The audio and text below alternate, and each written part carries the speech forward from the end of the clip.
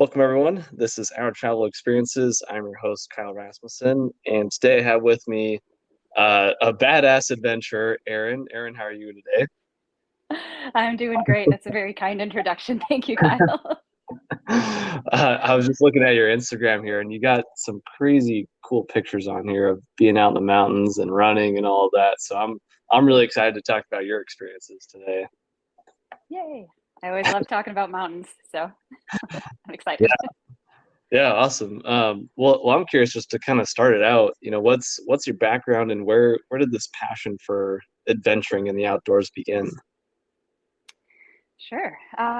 Gosh, so I grew up in mid-Michigan where there is a distinct lack of mountains. There's really more cornfields and automobile plants than mountains, but my family didn't have a lot of money growing up, but somehow we always had a bike or, used cross-country skis from the church garage sale, what have you. So we always had a way to access the outdoors. And, in Michigan, there's always a lake nearby. Hmm. So spent a lot of time outside growing up. And I just loved riding my bike. That felt like freedom. And despite mostly running now, like being on a bike is still my primary love. Nothing feels like freedom like the wind in your hair on a bike. But Yeah. yeah. And then I moved to Arizona in, oh, geez, maybe 2003, 2004. And I lived in Tucson with the Santa Catalina Mountains. Mhm. Tucson is surrounded on all sides by mountain ranges. And I started hiking, but I realized I wanted to see more. If I only had a small window of time, I realized I needed to move faster. So I started trail running just so I could see more, get higher, chase down the ridge line that I saw. Hmm. And it was kind of on after that. I just love exploring the vertical world. I love doing it by the power of my own 2 feet. And it's especially great when I can do that with friends. Yeah, that's awesome. And now you're up in Idaho, is that correct? Yes, I moved to Coeur d'Alene. I had a brief 6 year stint in Texas and then moved to Coeur d'Alene in 2018. Okay, very cool. Lots Yeah. of good mountains in Coeur d'Alene, that's for sure. Oh, yeah, we got a couple. Um, yeah, that's amazing. So you've just kind of always been outdoors. I think that's really cool. I know I really enjoyed that growing up as well. We were always up in the mountains, always outdoor doing things as a family, and Nice. I just have such an appreciation for the outdoors. Um, and now kind of combining running with that as well. So how? I mean, you started doing the trail running, and now you're doing ultras up in the mountains. How did that come about? I ask myself that all the time. So it's one of those things where like they're terrible and I would never necessarily recommend it to other people, yet Yeah. I keep signing up for them. So I think it was just, I remember, gosh, it was in 2014. I was having a weird day at work and I had heard about this little race called the Leadville 100. Okay. And there was a lottery for it. And I was like, I'm at work. I'm grumpy. I'm going to throw my name in this lottery just because it felt like some kind of forward motion at that time. Hmm. And, in my head, I did it. I was like, there's no way I'll ever get picked. So that was in December of 2014. I forgot about it. And then one random day in January, I checked my email and there was this email that said, congratulations, you have been selected for the 2015 Leadville 100. And I was like, oh, I don't know if I can cuss. I won't do it. But You're what totally I said next was like, oh, shit. No. So the first ultra I ever officially registered for was a 100-mile race. So, Oh, wow. in Colorado. So, Yeah, I've and heard of the Leadville 100 before. That's yeah, a very easy yeah. one. No, no, it's not. And so I connected with a coach because I like I have no idea what I'm doing, and Um, again, living in Austin at the time, I'm like, how am I supposed to train for a race that takes place at roughly 10,000 feet when I live in Austin? So Yeah. um, I connected with a coach, Liza Howard. She's absolutely amazing, still coaching out of Texas if anyone is looking. And she helped me train. And, through that process, like the race was the goal, but the larger journey I was on, like I learned so much about myself and discipline and what's important, all kinds of running as life metaphors. And Mhm. so Yeah, yeah, it was a great experience. And with that race, ultimately I did not finish, also known as a DNF in the world of racing. hmm It was 50 miles out, 50 miles back. So there was a cutoff at 9:45 p.m. at the 60-mile mark. I got there at 9:51. Oh no. So I missed it by 6 minutes. And, by now that was 7, almost 8 years ago. And I still think about all of the ways I could have shaved 6 minutes. And I do feel like I have unfinished business with that race, but, and I'll get back there eventually. But it was from there, it was like, I, I was hooked. It was one of those things where the day after it was terrible. And then I found myself browsing for more races. And then I did end up signing up for a 100-mile race in Texas, the Cactus Rose 100. That took place in October 2015, just a couple months later. And I hmm ended up placing fourth female in that one. Oh wow, Yeah. that's awesome. Yeah. What? So that was my redemption race. Yeah, was the DNF a motivator to pursue more ultras? Absolutely. I'm a pretty competitive person, not necessarily with other folks, but with myself. hmm And like, I felt like I had all this training built up. I, got bit by the bug.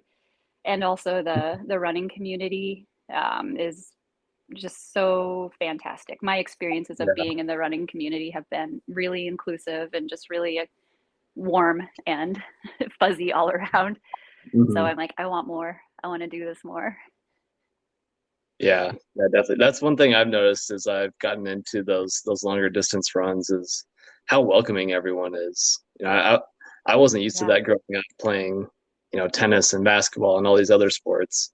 Oh, There's yeah. definitely competitiveness, but even though you're out there running, competing against all these people, especially doing ultras, everyone is so supportive and welcoming. It's such a Oh, cool yeah. sport. I haven't found that anywhere else. Um, Totally agree. so And just I'm curious. the other thing I just want to recognize real quick are the volunteers at these races. Like, hmm it's mind blowing to me. Like the Cactus Rose race was a 25-mile loop. So there were strangers who were out there in the dark, in the rain, cheering us on while we literally ran in circles. So, Yeah, like, thank you, race volunteers everywhere. yeah, that's amazing. Yeah. I'm curious. Before that Leadville 100, had you run a marathon before? Had you done anything? No. Actually, to this day, I have still never ran a marathon. Oh So, my gosh. yeah, I've run 50 miles, 100 milers. I've ran a 200-mile race, but I've never actually ran the marathon distance as a race. So, Oh my gosh. That's crazy. How, I'm curious, like how did you even,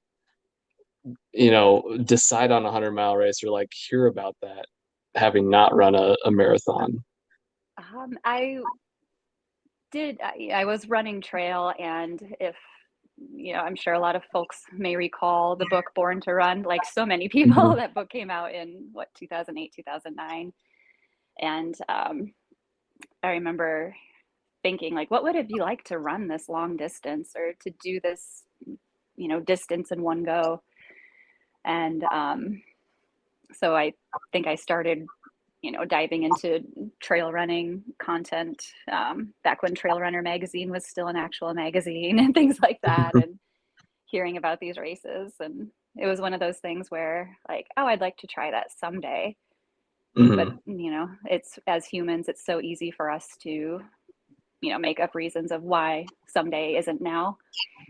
And then all it took, I guess, was one bad day at work for me to enter the lottery. So That's awesome. How many ultras have you done at this point? I'm not sure. I think maybe about 10 to 12. Um, Okay. so relative to other folks in the world, it's not that many races, but I've also gotten more into just doing, choose your own adventure type of stuff, Mhm. especially since moving to the inland Northwest. It's harder for me to justify a race entry fee when I can, jump in my car, drive 4 hours to the west, and, you know, go through the enchantments in a day. So, Yeah. yeah, so I still love racing and I'm still intrigued by it. I was browsing Ultra Sign Up this morning, but there's just so much beautiful country surrounding us that I haven't been racing as much. Mhm. Yeah, you can kind of easily go create your own ultra for yourself. Oh, totally. Yeah. Uh, that's funny. Where has been your favorite spot or favorite race and kind of your favorite spot to adventure on your own? Mm. My favorite race, I ran the Mount Baker Ultra in 2019, and that is put on by there's a guy out of Bellingham, Dan Probst, and this race actually took place in like the early, oh gosh, I want to say like 1911. I don't remember, but it was, Wow. they start at the time, they went from Bellingham up to Mount Baker, but with Dan's race, he starts in the town of Concrete, and then you run to, I think it's about 25-ish miles of Forest Service road and trail. And then you get to the base of Mount Baker and you switch to mountaineering packs. Then you actually have like 6 miles of glacier travel, Oh gosh. and it's an out and back. And so the turnaround point is the summit of Mount Baker. So you summit, then you do it all in reverse. You come down the glacier, then you swap back into your running gear, and then you run back into town. It was about 50, I think my Garmin tracked it as like 54 miles, over Wow. 10,000 feet of elevation gain. Um, but that race was just so much fun. I loved the mix of skills where, I needed to switch my mindset of, okay, now I'm trail running. Okay, now I'm mountaineering. And turning around. And it was, that race was also a good lesson for me, because I had put a lot of pressure on myself, like as I was getting more into racing. Of I placed second at like 4 races prior to that, and it was becoming a thing in my head of like, oh no, what if you're not good enough? What if you never get first? What if blah blah blah blah? All of this Hmm. not particularly helpful chatter in my head. And then in that race, I placed first female, and that year I was the only female to finish. Oh wow. Um, yeah, and guess what changed about my life? What's that? Absolutely nothing. So it was like a good lesson of like, don't attach yourself to these external outcomes and Hmm. moving goalposts, because that none of that stuff. I mean, it was fun and it's neat, but none of it really matters. It's like you just got to Yeah. be good with yourself. So Yeah. I love that. I think that's such a good kind of shift in mindset. It's just as long as you're improving yourself and feel good about what you're doing, who cares what place you actually get? yeah, yeah, and that after that, I was able to relax a bit, but yeah, just that always like chasing bigger, higher, faster, more. And then really at the end of it, like, am I having fun? Like, am I Yeah. creating meaningful experiences? Am I meeting other people? Like, that's the stuff that really matters. Yeah. Yeah. Definitely. I know, especially when it comes to the longer distance runs, usually like, mile 18 or so, I'm like, why am I doing this again? Is exactly Yeah. what I want to be doing right now. But, you finish that race and you just feel amazing. Like, Oh yeah. such a sense of accomplishment. And I love, especially with running, you know, you're finding where your limits are and how far you can actually go. Yes. I think it's a good kind of like forcing you to push so far out of your comfort zone that you have to grow. Absolutely. Yeah. I always feel like I don't know that running or, pushing, I don't think it creates anything new, but I do think it can turn up the volume on the qualities that are already inside of you. Hmm. That's what I like about it. And just like knowing that it's there and tapping into it. And when you get into that place of flow and everything clicks, or in the alternative, when everything is falling apart and you get to Yeah. see how you react to that. Yeah. So many good lessons in it though. Definitely.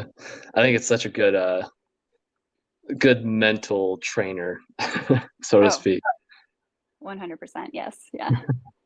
I was just yesterday listening to Cameron Haynes, his book about his kind of life story and running ultras and stuff like that. He Yeah. was talking about how he ran the Bighorn 100 in Wyoming, which sounds Yes. absolutely awful. Yes.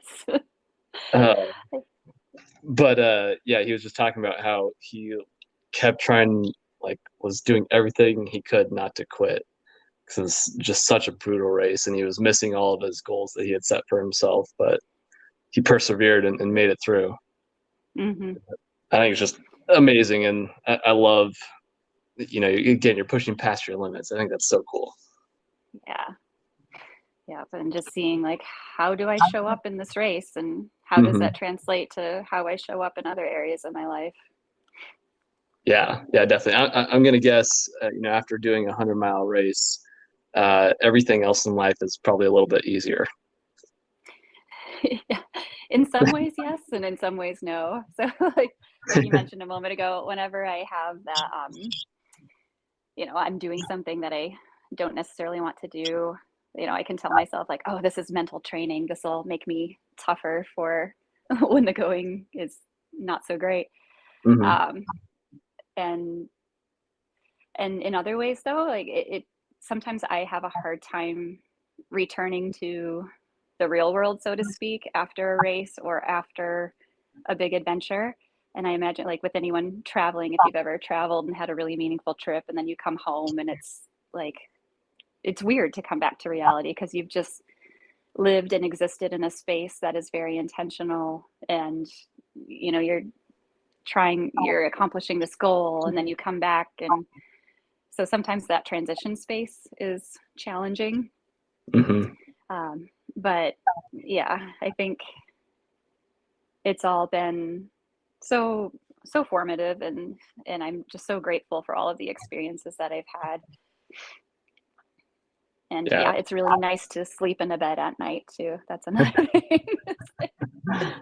yeah, yeah. What's that like? Um, running in the dark in the middle of the night for long periods of time.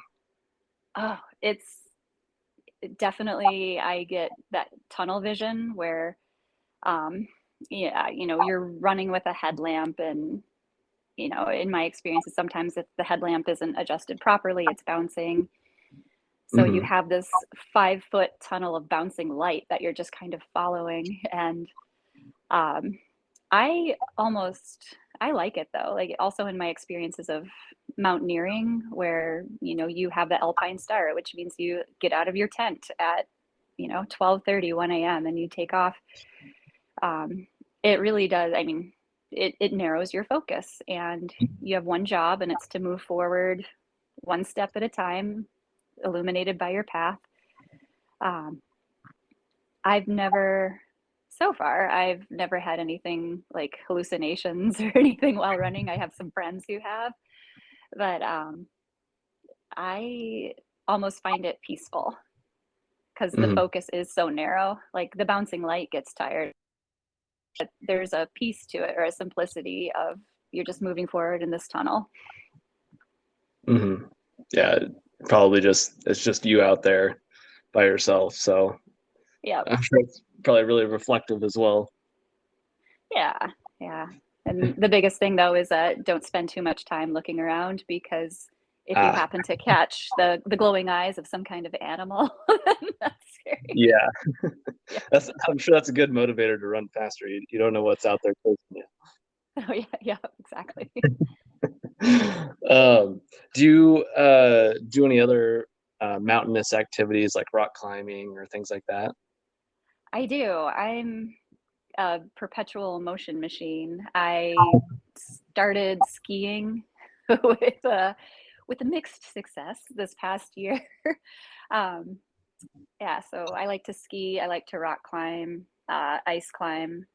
I'm going to the Bozeman Ice Festival in December, to take some clinics and just be immersed in that for a little bit. Um, what else? Yeah, riding my bike. I love being in motion, and I think movement is such an important thing for me. Hmm. So yeah, and I just bought some cross country skis, so we'll see how that Oh, goes. cool. And yeah, I've I always just wanted to try out that sport. nice. Yeah, let's do it. You can rent them. We'll go. Yeah, I'm up for that. Nice. I feel like, if you're crazy enough to go run 100 miles, you're probably crazy enough to do cross country skiing too. It's true. Yeah. That one looks like a hard sport as well. But Yeah. um, yeah, what's it like, in terms of traveling to, some of these remote areas to do these runs, to rock climb, to ski, to all those things. Um, what does your planning and your process look like to make sure that you can get where you need to go when you need to be there? Um, that is a great question. I'm not always the greatest planner. So I do a lot of my runs just by like what calls to me. Hmm. I'll look at a map and I'll see, and I still love maps, like an actual physical map. I've got a bunch of Forest Service maps of all of the surrounding areas, and just looking at the contour lines, like is there a ridge line that captures my attention, and how do I get there? uh, a lot of times I'll sleep in my car. um, I live in the Northwest, so obviously I have a Subaru. Yeah. So, but I've got a Forester, and I'm, you know, pretty compact. I'm 5'2", so I can sleep in the back comfortably. And I'm jealous. but I'll, well, you can probably reach things that are, up high in cupboards, so it all evens out. But yeah, I'll drive to a trailhead. I'll sleep there, wake up early, um, and then just go execute. Like going into it, there's always this might be a little, um, I don't know, not to get like dark about it, but a lot of the things I do, there is also an inherent risk of injury or even death. I went to the Seven Devils Mountains in September, down in Hell's Canyon, and there was a line that had, or a traverse that had caught my attention, from the fastest known time website. And I'm like, I'm going to give this a go. And it was a really, like, the rock out there was just so terrible and chossy. And as I was kind of scrambling my way through, like, chunks of rock would break off in my hand. Oh God. So there was, this moment of, I could really injure myself, or, if I take a bad fall, there is no one out here. Hmm. I do a lot of the things that I do by myself. Uh, Wow. in my demographic, there's not a lot of people who can just take off and disappear into the mountains for a couple days. So Mhm. people have these things like families and children, and yeah.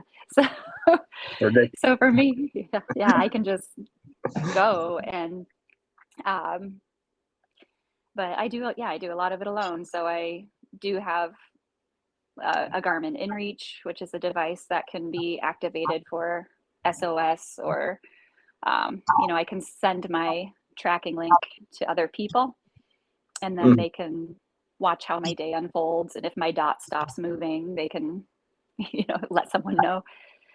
Um, but a lot of it, the planning and the preparation, is what catches my attention. Um, and then I'm willing to drive pretty far to see what the country looks like. Also in September, I went up to Kananaskis country, which is outside of Canmore in Alberta. Because again, there Okay. was a ridge line that I thought it was pretty, but it was like a 7-hour drive. Um, so I'm willing to drive 14 hours round trip to see a pretty ridge line. Hmm. It sounds ridiculous saying it out loud, but like that's what fills my cup, is just getting out there and exploring and seeing the rock and hearing it crunch under my feet. What does it feel like? What does it look like? Just that whole sensory experience. Hmm. Yeah, I'm honestly the same way. I'm like, I will travel to the other corner of the earth just to see something for a minute, Yep. and be able to say that I saw it. Yeah. Um, I think those moments of where you're standing on that ridge line and you're just seeing everything around you, like that moment is worth it. Oh, absolutely. That's when I feel most alive, and that's when I feel like the truest version of myself. Hmm. Yeah. What I guess what have been some of the craziest or craziest feats that you've achieved or things that you're most proud of achieving Oh man. in terms of, being in the mountains and running and Yeah. that thing? I think one of the most meaningful trips that I've done was last summer. I took a week at the end of July and drove into Washington, and just kind of went on a volcano tour. And like I lived out of my car for a week. By the time I got back home, it smelled like beef jerky and dirty socks, but I was so happy. so, but yeah, I started off the week. I drove over to Mount St. Helens and went up and down Mount St. Helens on a Wednesday, then drove over to Mount Adams. I did Mount Adams in a single push on Friday, then drove to Glacier Peak, which that glacier is the most remote of the 5 Washington volcanoes. Mhm. And I mean, this probably tells you a little bit about my personality, but I saved the hardest one for last. And Glacier Peak has a 17-mile approach through wilderness, and it's like 35 miles round trip with, again, like over 10,000 feet of gain. And I did that in a single push. It took me 15 hours round trip. Oh boy. And that's usually something that, folks will do in like a 3-day trip. Um, and Glacier Peak, I mean, I was definitely tired by that point. And it was, it was just a fantastic week of just traveling and listening to myself and taking things at my own pace. Coming down Glacier, it got a little spicy. So I was coming down from the peak and coming across a glacier, which I will fully acknowledge, a solo person traveling on a glacier is likely unnecessarily risky. Probably Um, not a great idea. no, yeah, but it was a choice that I took, and when I was coming down, the snow had softened, so by then the sun had hit it. So I stepped down, I blew out a step, um, and I wasn't able to arrest myself. And so I slid uncontrolled for about 200 feet, and narrowly missed going into a moat, which the moat is like there's that space between the rock, because the rock will warm by the sun and then kind of melt snow away. So there's a gap between where the glacier ends and where a rock begins. Mhm. So I came really close to sliding into a moat and likely disappearing forever. So that was Gosh. probably that was terrifying. And I said a lot of bad words when I finally stopped sliding. Um, and again, this is do not try this at home. Learn from my decisions, make good choices. But for me that day, I wanted to go fast and light, so I did not have crampons. I did not have an ice axe, and so I learned from that. And I don't think I'd ever go on a glacier without an ice axe and crampons again. You learned the hard way there. Oh yeah, I like to learn lessons the hard way, just to really reinforce them, I Yeah. guess. I That's do the funny. hard work for other people. Yeah. Yeah, yeah, there you go. Yeah. Um, yeah, that's, oh my gosh, I can't even imagine that feeling. Um, I remember talking with Amanda, who we met through.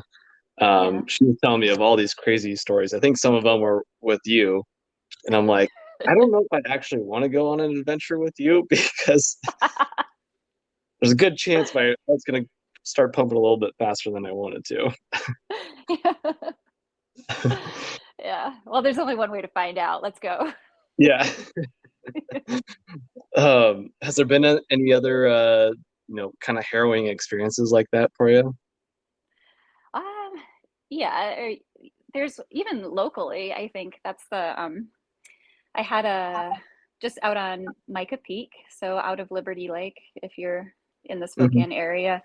Um, I guess this was in 2019. I just wanted to go up and down Micah Peak on a Sunday afternoon. It's about 14 miles round trip.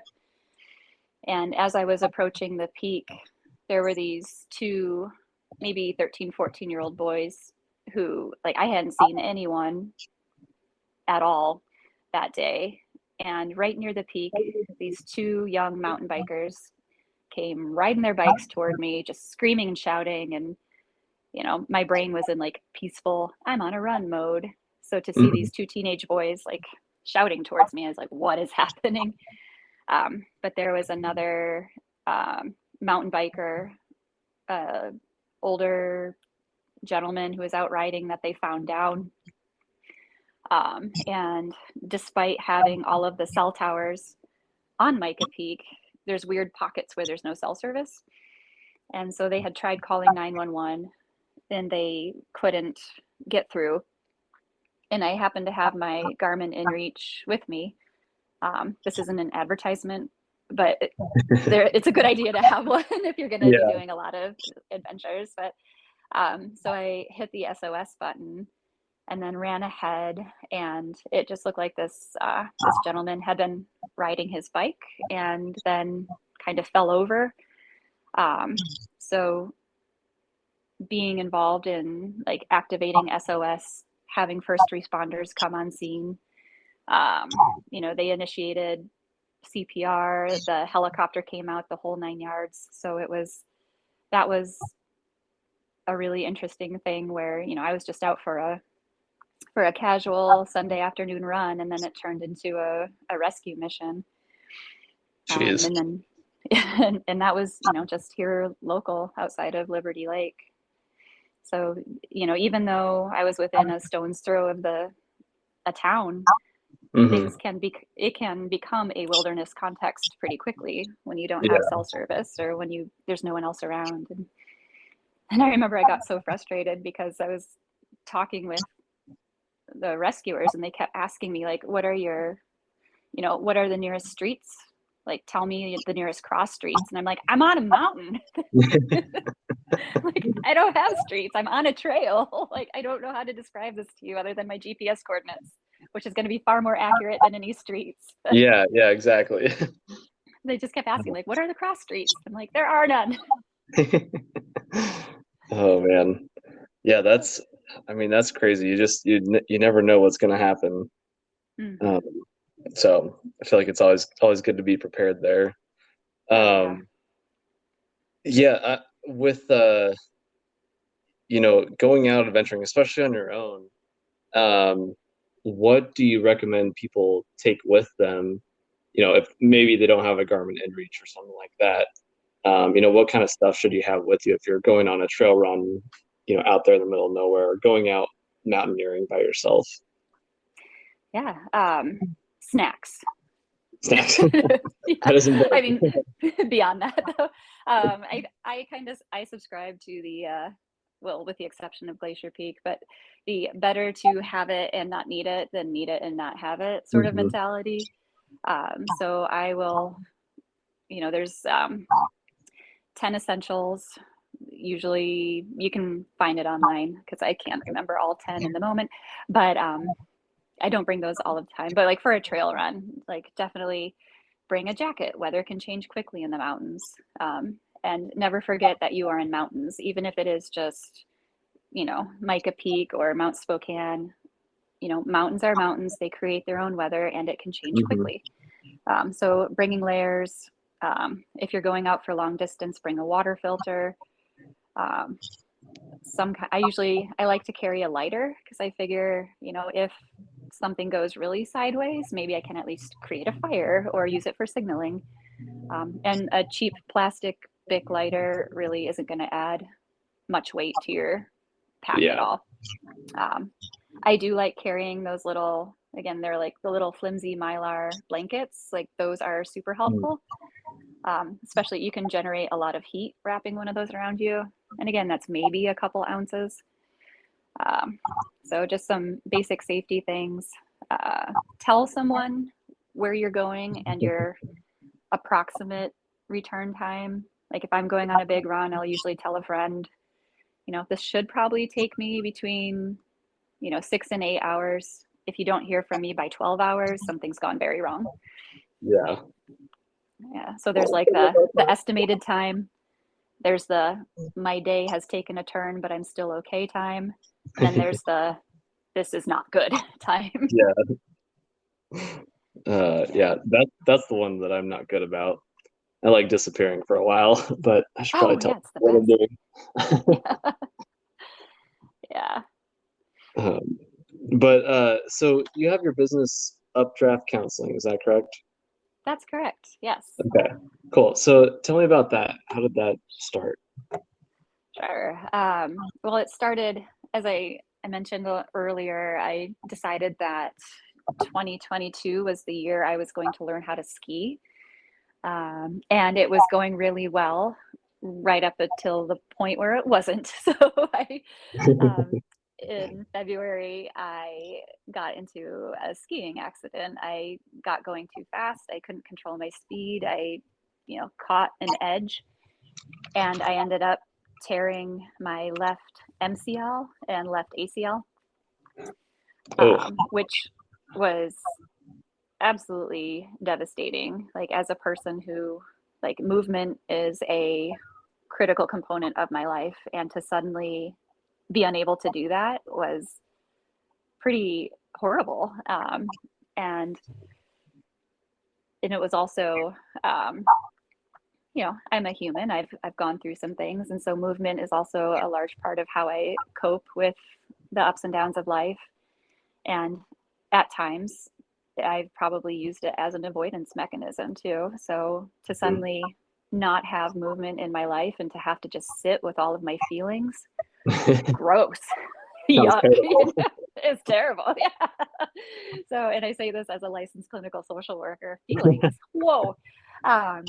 And it was probably the worst and the best thing that's ever happened to me because um, I decided to reach out for some support and connect with a therapist. And I talked to two different people who were good people, but neither one of them seemed to understand the importance of movement in my life. I felt that it was seen more as a hobby or something I did on the weekends rather than like I have built my life around this.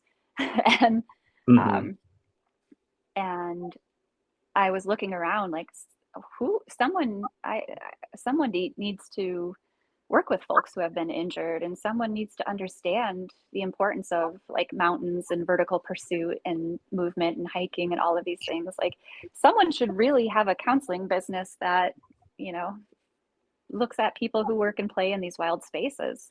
Why is no one doing this? Someone needs to do this. And then I was like, oh, oh, how about me? Yeah.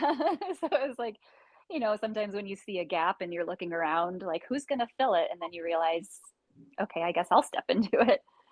Um, so that's what inspired my business. And I've been in social work forever. I've been in social services for 18 years at this point. I graduated with my master's of social work in 2010. And so having a private practice is something that I had thought about previously, but it was always kind of one of those like, again, like someday, or maybe now is not the right time, or fill in the blank excuse. Again, Hmm. as humans sometimes do when Yeah. there's something like big and scary and you don't want to fail, so you just don't do it. You can't fail if you never start, right? So Hmm.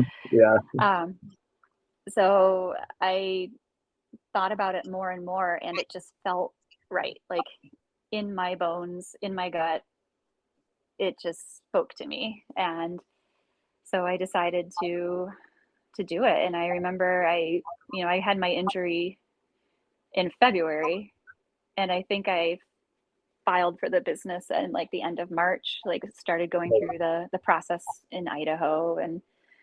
Um and I remember opening my business banking account in May and getting my debit card that had my business name on it. And it just felt so cool to look at this debit card and see that I had brought something to life. Hmm. um, and so my focus is people who, work and play in wild spaces. And certainly you don't have to identify as an athlete or, a mountain sport person. But if there are folks who feel like that is important for a clinician to understand, I can speak the language of, adventure and mountains and all of that, and also have the clinical piece to it. Um, and I also started it too because, while I've just spent nearly 45 minutes talking about how much I love mountains, but they are an indifferent host, and things can happen. Trauma and loss does occur in mountains. And Hmm. um, I, at this point in my life, having been in climbing communities and mountaineering communities, I have lost friends in the mountains, and I know people who have lost very dearly loved folks in the mountains. And so, how do we reconcile and how do we explore that space of when we're doing this thing that we love, but there's also the risk, and there's real consequence. And so, also creating a space for that. Like even in my own experience, so I had this horrible injury that changed my life in good and bad ways. And then a lot of folks were asking me like, "Oh, are you going to ski this season? Are you going to ski this season?" And I was like, "Oh no, oh no, oh no." And yet a week ago, I was out at 49 degrees north on opening weekend Oh with my a gosh. friend.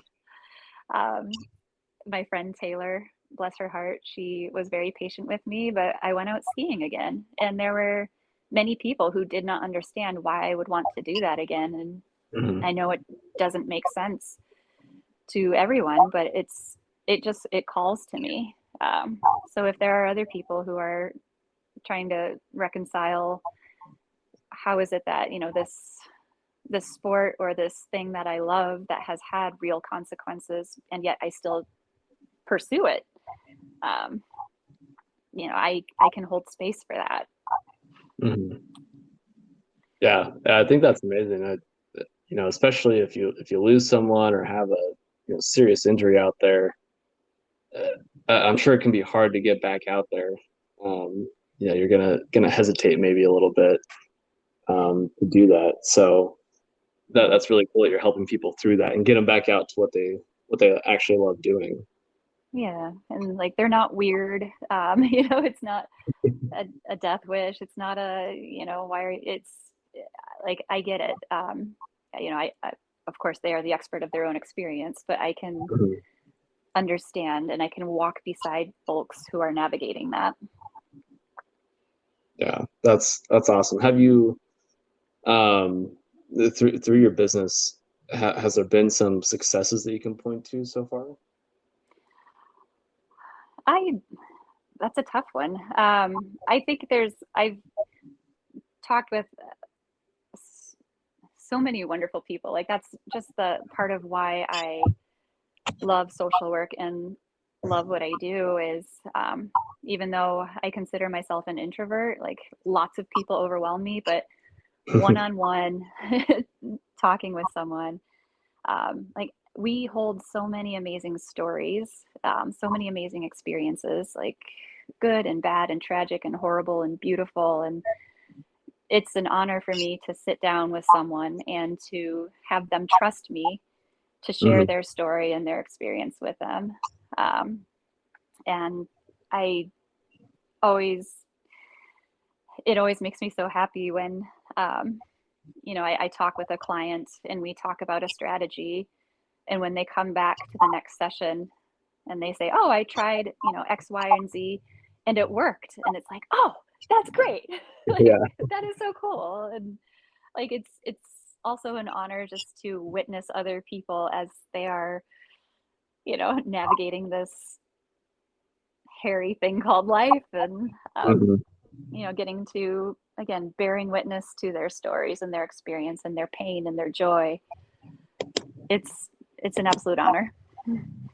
Yeah, I'm sure that's got to be rewarding too when you hear that from them. They've made progress. Yeah. Um, that's really cool. Well, is there any big adventures that you have planned coming up? Oh boy. Very excited about the ice festival in December, going to Highlight Canyon and ice climbing there. For next year, I've got some tentative things. I'm talking with a friend about the Sierra High Route um, in, as the name suggests, through the Sierras in Yeah. California. Um, my friend Sally is an amazing hiker, and she's got some great through hiking experience under her belt. And so we're talking about that. Um, there's also something that I really want to do called the Rainier Infinity Loop, um, which combines, running and mountaineering. There's a trail that goes around Mount Rainier, the Wonderland Trail.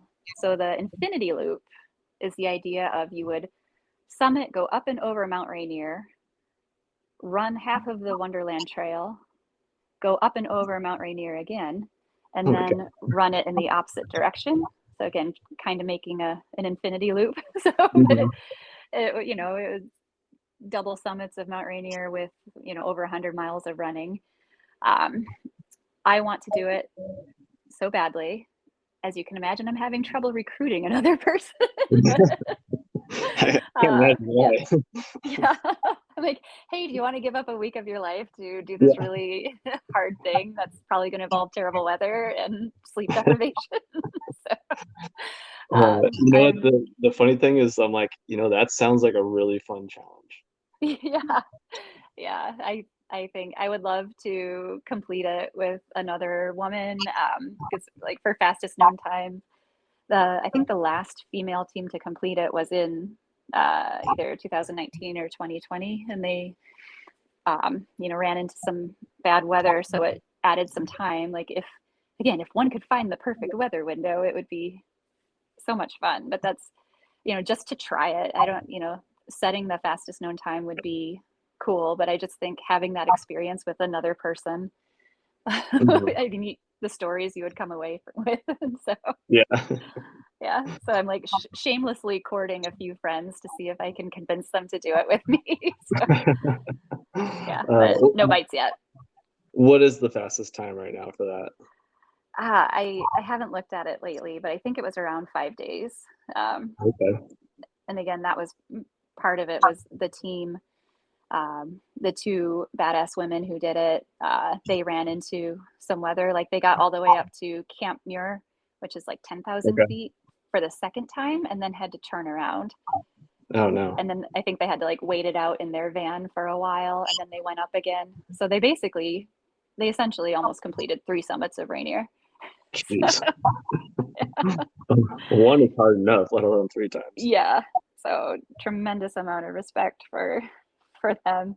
But I think it'd be so much fun to try it. That terrible fun. Hmm. Yeah. I love that mindset of just like, this sounds terrible, but let's see what we can do. And Yeah. those are the kind of people that I like to be around and talk to. You're pushing yourself and seeing Yeah. what's possible out there. Yeah. I think it's really amazing. So I appreciate you sharing. And if there is any other crazy adventures that you need help on, let me Absolutely. Yeah. know. Sounds good. Well, Erin, any other crazy stories you want to share, or anything else that you want to share with the listeners before we hop off here? If you are interested or intrigued, this will just be a shameless plug for the Spokane Mountaineers here. A lot of the wonderful people that I have connected with here in the Inland Northwest have been through the Spokane Mountaineers. I Okay. took a mountaineering course through them in 2019, and in full disclosure, I'm now co-directing the mountaineering course. Oh wow. But they also have courses on rock climbing, ice climbing, backpacking, all kinds of things. But if you find yourself intrigued and want to explore mountain adventures, Spokane Mountaineers is a good place to start out. Okay. Is there an Yeah, Instagram or website or something for that?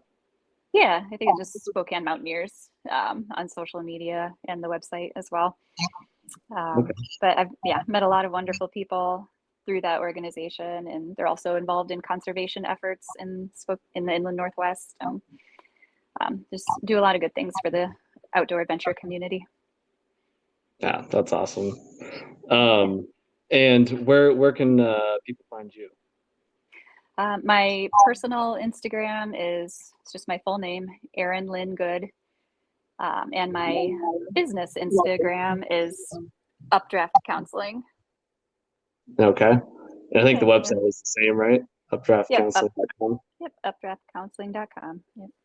I'm a big Perfect. cloud enthusiast, so yeah.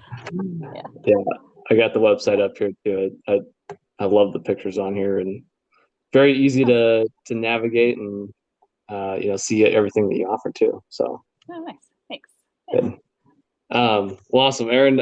Thank you so much for your time and sharing your experiences. I know I really enjoyed the conversation, and now I'm really motivated to go look into some more ultras and some crazy adventures on the mountains after Yes. talking with you. Yeah. Well, let me know when you want to go. I'll bring a pizza. So Oh, there we go. I'm in. pizza is the perfect trail snack. So, Yeah. Add some whiskey with that, and I'm 100% there. all right. Cool. uh, all right. Well, thanks again, Erin, and I look forward to seeing you somewhere around the world soon. Sounds great. Thanks, Kyle. Yep. Have a good one. Me too. Bye.